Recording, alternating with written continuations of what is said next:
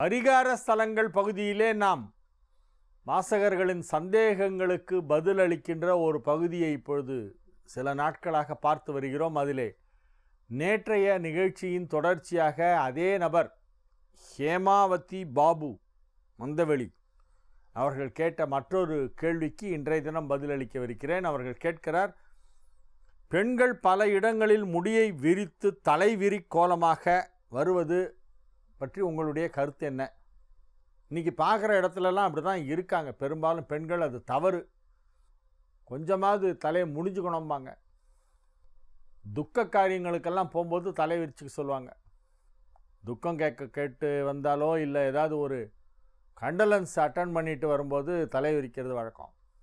மங்களகரமான விஷயங்களிலே ஒரு நல்ல காரியத்துக்கு போகும்போது சாதாரண நார்மலாக வாழ்ந்துட்டுருக்கிற நாட்கள்லாம் பெண்கள் தலையை விரித்து வரக்கூடாது. இப்போ அது அந்த ஹேர் ஸ்டைல் ஒரு ஃபேஷன் ஆகிடுது, பின்னிக்காமல் இருக்கிறது. இவங்களெல்லாம் என்ன சார் பண்ணுறது அப்படின்னு ஒருத்தர் கேட்டார். பின்னி எடுக்கணும் சார் அப்படின்னு. நான் அப்படி தலைமுடியை பின்னி எடுத்துடணும்னு வேறு என்ன பண்ண முடியும்? அதனால் பின்னிக்கணும், ஜடை பின்னிக்கணும். அட்லீஸ்ட் கீழேயாவது ஒரு 2 பின்னல் அப்படி போட்டு ஒரு 2 கால் போட்டு பின்னிட்டு கூட வரலாம். நீங்கள் பழைய காலம் மாதிரி ஃபுல்லாக ஜடை பின்னி அதில் தாழம்பூ சொருகிட்டு கதம்பத்தை வச்சுக்கிட்டு கீழே குஞ்சலம் தொங்க விட்டுட்டு வாங்கன்னு நான் சொல்லலை. சொன்னீங்கன்னா எல்லோரும் பார்த்து சிரிப்பீங்க. காலத்துக்கு தகுந்த மாதிரி பேச தெரியல பாரு அப்படிம்பீங்க என்ன. ஆனால் ஒன்று உண்மை, இந்த மாதிரி தலையை விரிச்சிட்டு பெண்கள் இருக்கிறதுங்கிறது சுப விசேஷங்களில் கிடையவே கிடையாது. நார்மல் டேஸில் அப்படி இருக்கவே கூடாது.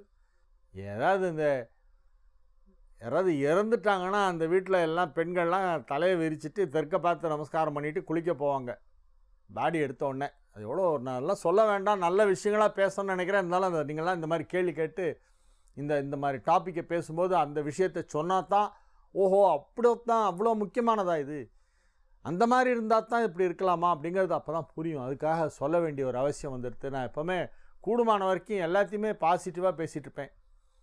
யாராவது இறந்துட்டாங்கன்னா கூட அவர் மூச்சோட மறந்துட்டாராம, அவ்வளோ தூரத்துக்கு நான் எல்லாத்தையும் நல்ல வார்த்தைகளையே யூஸ் பண்ணிகிட்டே பழக்கப்பட்டுட்டேன் பேச்சில். இப்போ இந்த மாதிரி சொல்ல வேண்டிய ஒரு நிர்பந்தத்தை ஏற்படுத்தி விட்டீர்கள். தயவு செய்து இளம் பெண்களுக்கு ஒரு அறிவுரை, பெற்றோர்கள் அதை அறிவுறுத்த வேண்டும், சொல்லிக் கொடுக்க வேண்டும். குழந்தைகளுக்கு நல்ல விஷயங்களையெல்லாம் பழக்க வழக்கங்களையெல்லாம் ஏற்படுத்த வேண்டும். நம்மளுடைய வழக்கம் தலையை விரித்து கொண்டு பெண்கள் வருவது என்பது இழவு வீட்டுக்கு மட்டும்தான், வேறு எங்கும் கிடையாது.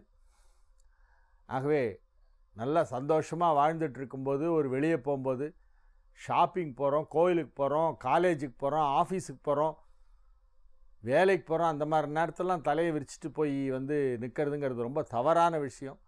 பின்னிட்டு போனால் வேலை கொடுக்க மாட்டேன்னு யாரும் எந்த கம்பெனியும் சொல்ல மாட்டாங்க. அப்படி யாராவது ஒரு சாஃப்ட்வேர் கம்பெனியில் தலை பின்னிட்டு வந்ததுனால வேலையிட்டு நீக்கிட்டேன்னா சொல்லுங்கள், நான் போராட்டம் நடத்துகிறேன் அந்த கம்பெனி வாசலில். மாதர் தம்மை இழிவுபடுத்தும் மடமையை கொளுத்துவோம், மாதர் தம்மை இழிவு செய்யும் மடமையை கொளுத்துவோம்னார் பாரதியார். அதனால் மாதர்களை இழிவாக யாரும் பேசக்கூடாது. பெண்களுக்கு சுதந்திரம் மிக மிக அவசியம், பெண்களுக்கு கல்வி மிக மிக அவசியம். அதே நேரத்திலே பெண்கள் நம்மளுடைய சம்பிரதாயங்களை ஓரளவு இன்னைக்கு காலத்தில் எவ்வளவு அனுசரிக்க முடியுமோ அவ்வளவு தூரமாவது அனுசரித்து செல்ல வேண்டும். ஆகவே தயவு செய்து தலையை விரித்து கொண்டு வர வேண்டாம். நான் இதை பற்றி முன்னால் கூட ஒரு தரம் சொல்லியிருக்கேன். ஒரு கோவிலுக்கு போயிருந்தப்போ அங்கே ஒரு பெண் அப்படி ஃபுல்லாக தலையை விரிச்சிட்டு சன்னதியில் குங்குமம் சாமின்னு கேட்டால், நான் நீ தலையை கட்டிட்டு வா அப்போ தான் குங்குமம் தரேன்னு சொல்லிட்டார். அவர் பளிச்சுன்னு மூஞ்சில் அடித்த மாதிரி. முடிஞ்சு போட்டு வாமா, அப்புறமா நான் உனக்கு குங்குமம் தரேன், இப்போ நீ குங்குமம் இட்டக்கூடாது அப்படின்ட்டார். அதுக்கப்புறம் அந்த பொண்ணு வெளியே போய் கொஞ்சம் முடிஞ்சு ஒரு முடிச்சு போட்டு அதுக்கப்புறமா குங்குமம் வாங்கி இட்டுட்டு போச்சு. இதை நான் கண்ணால் பார்த்த ஒரு இன்சிடெண்ட். அந்த மாதிரி சொல்கிறதுக்கு எல்லா கோவில் குருக்களுக்கும் தைரியம் வருமானு தெரியாது. அவர் தைரியமாக சொன்னார். அவரை நான் ரொம்ப பாராட்டினேன். நீங்கள் சொன்ன ரொம்ப கரெக்டு சாமி, அப்படி தான் சொல்லணும், அவளுக்கெல்லாம் தெரியல அப்படின்னு. இதற்கு காரணம் என்னென்னா, அவங்க அது ஒரு ஃபேஷன் நினச்சிட்ருக்காங்க. ரெண்டாவது, பேரண்ட்ஸுக்கெல்லாம் இப்போல்லாம் செல்வாக்கே இல்லை. Because they are depending on the salary of their children. So எதுவும் கேட்க முடியாது. அவங்களே குழந்தைங்களுக்கு டிபெண்ட்டாக இருக்கிறதுனால அவங்க என்ன கண்டிஷன் போட்டாலும் இவங்க ஒத்துக்கணும். அவங்க எத்தனை மணிக்கு வந்தாலும் இவங்க ஏன் லேட்டுன்னு கேட்க முடியாது. அவங்க எப்படி ட்ரெஸ் பண்ணிட்டாலும் ஏன் இப்படி ட்ரெஸ் பண்ணிக்கன்னு கேட்க முடியாது. ஏன்னாக்கா they are economically independent. Children are economically independent, whereas parents are not.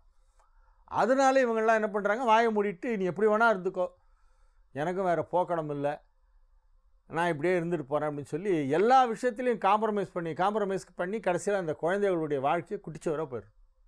கல்யாணத்துலேருந்து எல்லாமே இவங்க காம்ப்ரமைஸ் பண்ணிக்கிறதுக்கு காரணம் அவர்களுடைய சம்பளத்தை இவர்கள் எதிர்பார்த்திருக்கிறார்கள். வயதான காலத்தில் நாம் எங்கே போவோம், இந்த குழந்தைங்களை பகைச்சிக்கிட்டால் நம்ம எங்கே போகிறதுங்கிற ஒரு பயத்தில் இவங்க என்ன சொன்னாலும் கேட்டுட்ருக்காங்க. நிறைய குடும்பங்களில் இந்த தவறு நடந்து கொண்டு இருக்கிறது. ஆனால் பெற்றோர்கள் சில விஷயங்களை எடுத்து சொல்லித்தான் ஆக வேண்டும். அதில் முக்கியமான ஒன்று, இதுபோல் தலையை விரித்து கொண்டு செல்வது நல்ல நேரத்தில் நல்ல விஷயத்தில் மங்களகரமான நாட்களிலே செய்யக்கூடாது என்பதை பெண்களுக்கு எடுத்து சொல்ல வேண்டும்.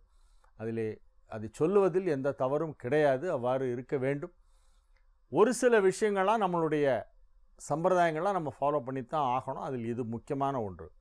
இந்த கேள்வி கேட்டதற்காக அந்த திருமதி ஹேமாவதி பாபு அவர்களுக்கு நல்ல கேள்வி, சரியான கேள்வி. இது தொடர்பாக விளக்கம் அளிப்பதற்கு எனக்கு ஒரு சந்தர்ப்பத்தை கொடுத்தீர்கள், நன்றி. மீண்டும் நாளைய நிகழ்ச்சியிலே உங்களை சந்திக்கும் வரை உங்களிடமிருந்து விடைபெற்றுக் கொள்வது உங்கள் வழிகாட்டி ஜோதிடர் ஹரிகேசநல்லூர் வெங்கட்ராமன், நங்கநல்லூர். வணக்கம்.